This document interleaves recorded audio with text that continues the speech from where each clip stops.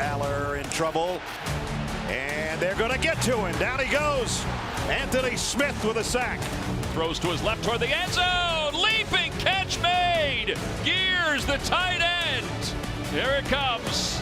Paul Bunyan's axe will return to Minnesota.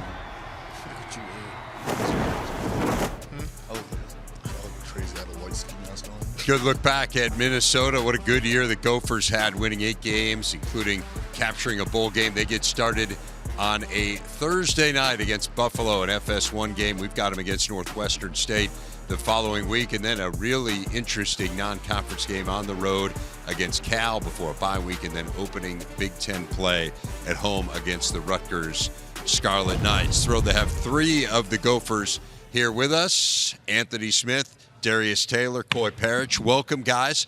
Great to have all 3 of you here. It was a good year for you last year. We saw some of the highlights there. So how do you build on it this year? You know, just being a more connected team than we were last year. That's the main goal of the team this year, just being a connected team.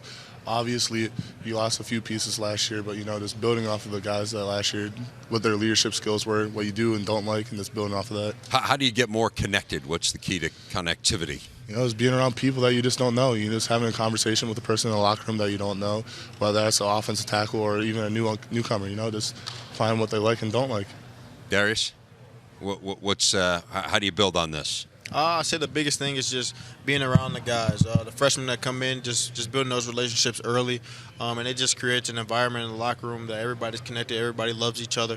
And then as those guys get older, they keep bringing in guys that are freshmen and keep becoming friends, and it all just goes in a full circle. Guys brought me in early, and I mean, I've grown those relationships since I've been here.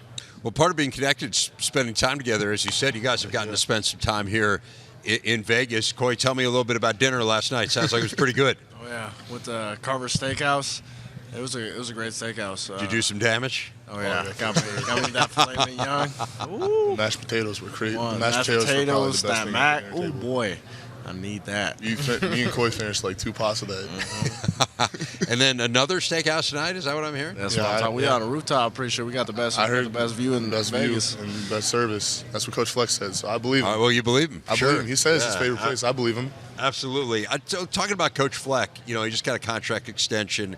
He's going to be at Minnesota now through 2030.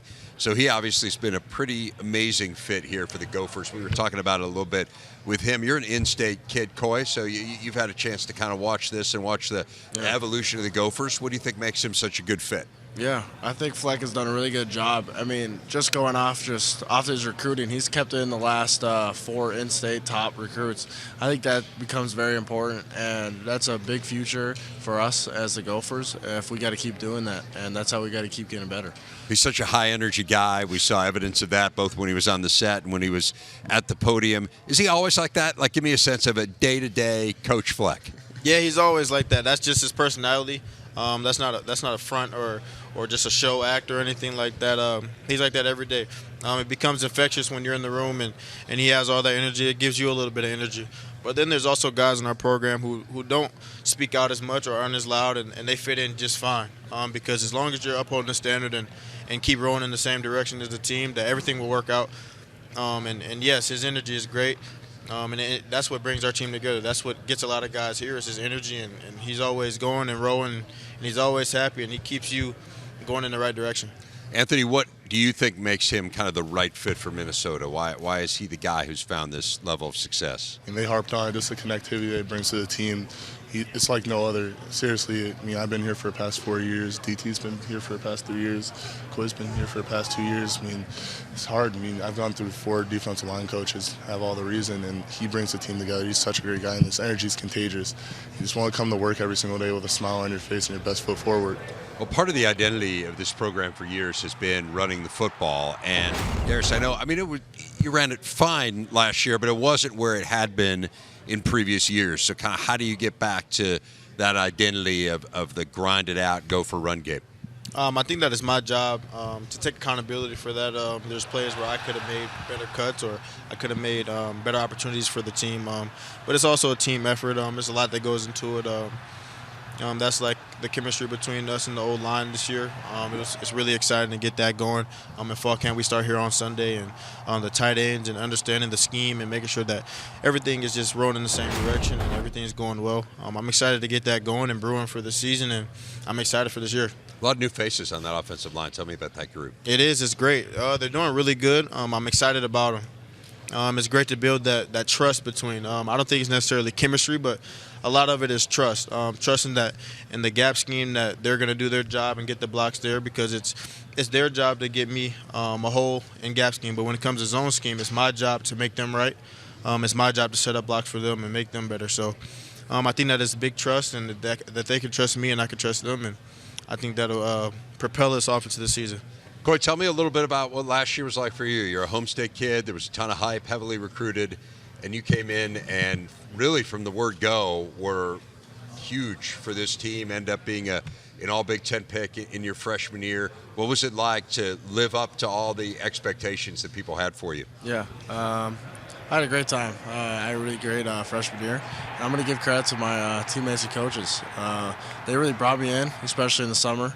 Obviously, I came in June, so I didn't really have that off-season work, as you would say. But they really I came in with open arms, and they really embraced me, and they made it really easy for me. And then when opportunities came, I took full advantage of it. So Coach Fleck's talked about using you on offense, not just as a gadget. I mean, he's saying, hey, if you're going to play offense, you're going to be in on a number of plays, and you're going to, not just be Wildcat quarterback and come in as a change of pace. So tell us about how does that work? Playing offense, playing defense, playing special teams as well. How do you balance all that? Yeah, you got to put in work each and every day. I think the teammates pushing me harder and harder each and every day. That comes, and that's a very important part of it. Whatever my coaches ask me to do, I'm willing to do it, if that's offense, defense, special teams.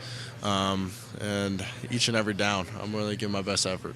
Anthony, what's it like to have a guy like that, first of all, on in the secondary for you on defense, but also when he moves over to the other side trying to slow him down? It's so fun to see it. He brings that energy to the football field every single day. I mean, whether that's practice or in the games, I know sometimes he gets super wound up. One of the games is the UCLA after he caught a pick, and he comes to the sideline. He's just going nuts, and it's contagious to just feed off of Coy. Again, it's just super contagious and fun to play beside him. Tell me a little bit about your new defensive coordinator, Coach Collins. It's interesting that he's been around. Coach Fleck was saying today he's been with him for 13 years. He's been there the entire time. He's been in Minnesota, knows the defense inside and out. What's that transition like where you've got a voice who you guys knew, who you're familiar with, but now all of a sudden he's the guy running that defensive meeting room? Yeah, I mean, it's super easy for the transition after Coach Heatherman left, and having DC as our new DC. It's been an easy transition, especially since he was in-house the whole entire time. And it's just easy to talk to him. I say that with everybody. It goes to the coaches, to the players. I can go into DC's room and have a conversation about football, and we can chop it up about the back end stuff and why I need to be in this gap and what that does to do affect Coy, and vice versa. Or we can just go talk about basketball or anything else in life. It's just been real nice having that transition. Tell me a little bit about that transition from your point of view, Coy. Yeah, I think each different coordinator has their own little special gift that they bring to the game, and I think Danny's learned from each and every one of them, and he's got his own little special thing, and he's going to call it in his own way. And I'm very excited to see what that way is, and to see how he's going to implement his own game into our defense. So that's one of the changes this year. New defensive coordinator. You've got a new quarterback too, Drake Lindsey. Coach Fleck was obviously raving about him today. From a defensive point of view, what can we expect from him? His best foot forward. Again, it's so fun being around Drake Lindsey. He's really the anchor to our football team as a player. And it's hard, being that young and being a quarterback. Not a lot of people can do that, and Drake Lindsey's done it. He's took pieces from Max Brosman from last year and spun it in his own way and connected the team in a very special way. And I'm really excited to see him play this year and show the world what he has to offer. Hey, Coy, I want people to get to know you a little bit. You're a small-town kid from outside of Duluth, Esco, Minnesota. Make sure you know Esco. So Esco. Tell me if I say that. What, did I say it wrong? Did I right? X on the wrong syllable? I just want to make sure you know okay. It's Esco. Esco. I just want to make sure that's the name. So if I find myself in Esco, I've got a a week or so there, what should I be doing? Oh, not much. Okay, let's say I've got a few hours. Hey, that's all you need. We got one stoplight. So, All right. I'll be sure to stop if it's red. Yeah, go stop at the school, check out the school. We got a field.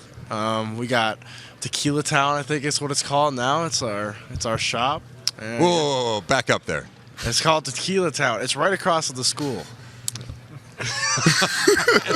This is a liquor store? What is this? No, it's a Mexican place. Mexican place. Okay. I've never been there. That's the restaurant. It's newer. It's newer for You haven't? There's one restaurant in town. You haven't been there? No, it used to be Pizza Pies, but they unfortunately closed down when I moved out, so a new place went in. Okay. So there's a new #1 restaurant in Esco now. All right. Now, have you taken the guys up to Esco? Nobody's wanted to come up to Esco. It's Darius, very you're a fun. fisherman. That seems like a great place to go fishing, right? Yeah, I love to fish, but is it good fishing out there? Hey, you got to go to the Duluth. Got to go to Lake Superior. It's not even good fishing in Esco. It's in Duluth. So, As a fisherman, Mm-hmm. do you like to focus on the ones you catch, or are you more of the ones that got away? the ones I catch, I mean, you're fishing, you're not catching. So, I mean, you're going to lose some, you're not going to catch some. But the ones you catch, you got to take a picture and praise them because, I mean, you know, you might not catch other fish for a while. You know, it happens sometimes. So it's fun to go up north. I just went up north last weekend and caught a few fish, caught 2 pretty good walleyes, so that was fun. All right. I for one feel like you need to spend more time fishing in Esco, but that's just me. Guys, this was a ton of fun. Thank you so much. Really good to visit with all of you. Enjoy the steak tonight. I need a comparative report of the various Las Vegas steakhouses.